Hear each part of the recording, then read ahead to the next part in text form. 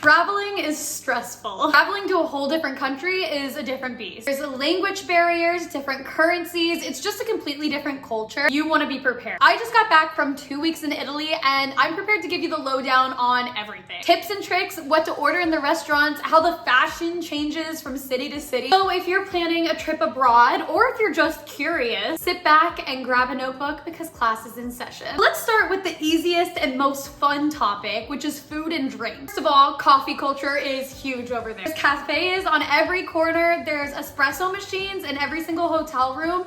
And it's completely normal to order more than one coffee at breakfast. You're not gonna find iced coffee very easily. It does exist over there, obviously. It only really exists in places that cater to American tourists. And if you do find a place that sells like an iced coffee or an iced latte, it's definitely not gonna be like your regular Starbucks iced caramel macchiato. I would definitely recommend trying out the espresso, if anything, just for the experience. I had a lot of trouble with this. I feel like a shot of espresso is worse than taking an actual shot. The places we went to also offered espresso with whipped cream on top. Another thing that was like created to cater to tourists, but I thought it was super cute. Very hard to find a place that served oat milk. Most of the time it was either soy or almond. And if you do order a cappuccino, it's considered a breakfast drink over there. So if you order it past 11 a.m., you're gonna get some weird looks. Moving on to food, something to know, every single meal comes with bread. Every single meal. It's also super normal to enjoy a glass of wine with your dinner. In fact, if you didn't drink wine at dinner, you were actually most of the time in the minority of the people at the restaurant. Pasta and pizza are obviously the most common foods you're gonna find in Italy. My favorite thing about that is that it's not all like red sauce. I am not a huge fan of tomatoes, so I loved that most places offered a bunch of other options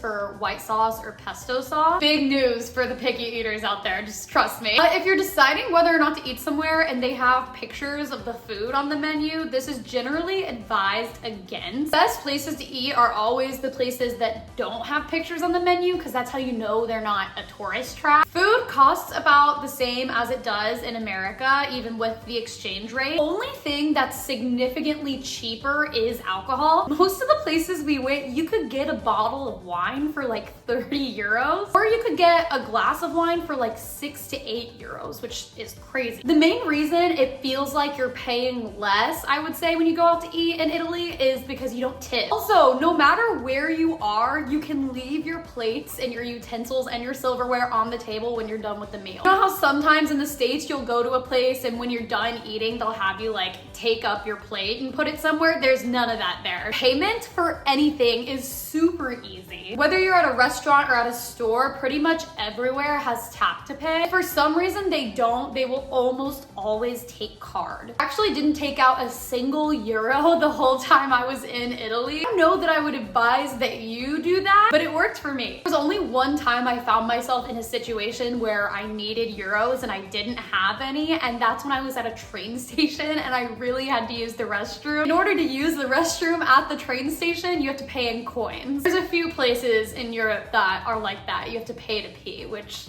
is crazy. Even then, I just waited till I was like on the train and then I used that bathroom instead. One on the train was for free. We're on the topic of trains and transportation. Let's talk more about that. If you're planning a trip to Italy where you want to travel to different cities, you want to hop around, you're definitely going to be taking the train. The train was pretty awesome. Trains have like little desks in front of you and it's 2 and 2 on either side. They also will come around and give you water or light bites or headphones even if you need it. And I found so many of the train routes to be quite scenic, so if you pop those headphones in and just listen to music, it's a really easy train ride from point A to point B. Train stations are kind of like their own little airport. If you have time between trips, there's cafes, there's places to shop. Most stations also have escalators or elevators that help with carrying your luggage. The only place you have to be super mindful of this is in Venice. Neither Venice nor the Venice train station were very accommodating to people carrying large amounts of luggage. Venice itself is also the one city you like cannot get an Uber or a taxi in because it's secluded by water. The only way you can get around is by water taxi, and if you choose not to do that and just to walk, you will be hauling whatever luggage you have up and down,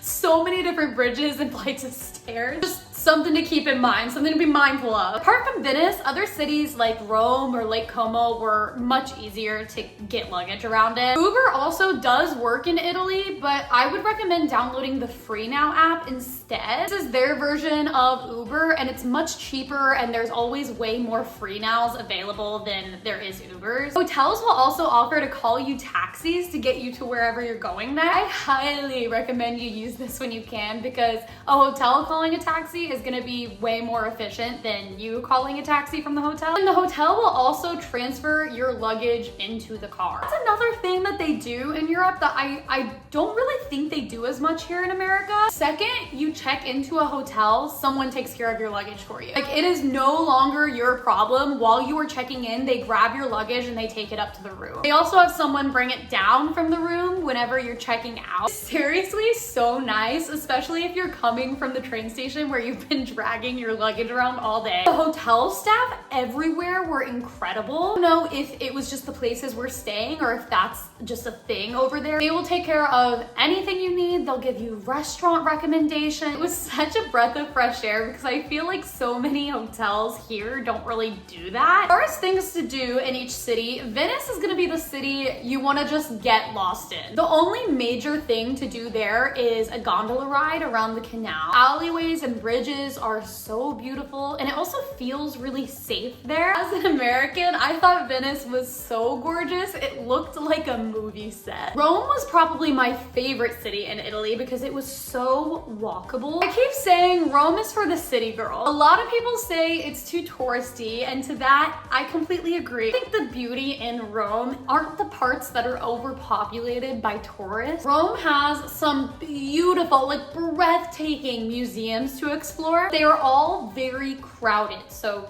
just prepare for that. I would say when you're looking at dinner spots, it's gonna sound crazy, but look as far away from Trevi Fountain as possible. Trevi Fountain is arguably the most touristy spot in Rome, and the further away you are from that, the more local of a dinner spot you'll find. I mean, this whole city is just a piece of art. Parks are beautiful. The architecture is insane. My favorite thing was there's always some sort of live theater performance going on. If you're a fan of Chicago or New York, I think you will also really enjoy Rome. Sirmione is another city I got to explore. This is the city of lemons and limoncello. Everything there was lemon themed. This is also very much a resort town. It was gorgeous, but it felt like a kind of home base for people who wanted to explore other parts of Italy. The resort town itself is something out of a dream, honestly. Everyone was just happy and roaming around by the coast. There were these bright flowers blooming everywhere. The last place I can give you recommendations for is Lake Como. We didn't spend too long in Lake Como. We probably had like 12 hours there total. This place was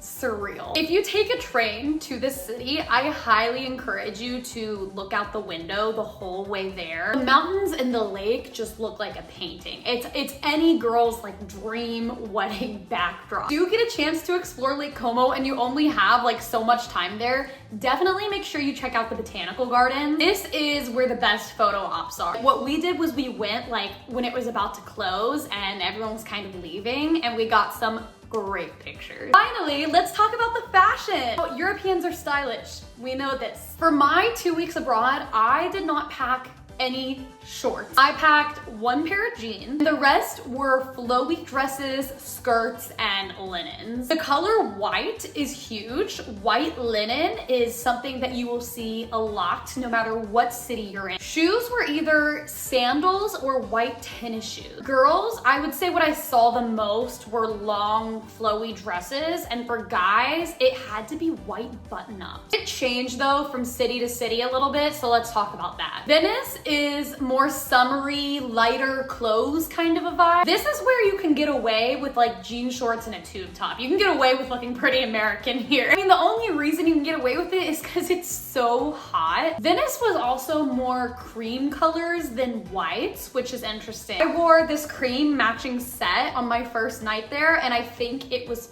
perfect. Cream color just matches the city, if that makes any sense. Rome was completely different. Rome was kind of the flowy, dressy, princessy vibe. Was white skirts, gold accessories, fancy but still free flowing. During the day, I covered up a little more because we went to museums where you couldn't show like your shoulders or your knees. You had to be very modest. When the evening would roll around, I mean, I would pull out all the stops for a gorgeous, dressy night out on the town. It's a city, you know? And I feel like my vibe kind of definitely matched the rest of the tourists, at least, that were there. Everyone looked nice in Rome, especially at night, because everyone had somewhere to be. And Sirmione and Lake Como were florals. Florals, shorter dresses, kind of like a beachier style to them. Big hats and sunglasses, but still everything was really colorful. I recommend wearing a lot of color for both of these cities because you want to match the flowers. There's so many pretty flowers and you want to get some good photo ops. That's pretty much everything I learned in my 2 weeks in Italy. I also went to Greece and Croatia and on a cruise. So if you want me to do separate videos on that, please let me know. Leave a comment below. If the video helped you or if you found it informative or even entertaining, please leave a like, subscribe to show your support, and thank you so much for watching. I'll see you guys soon. Bye!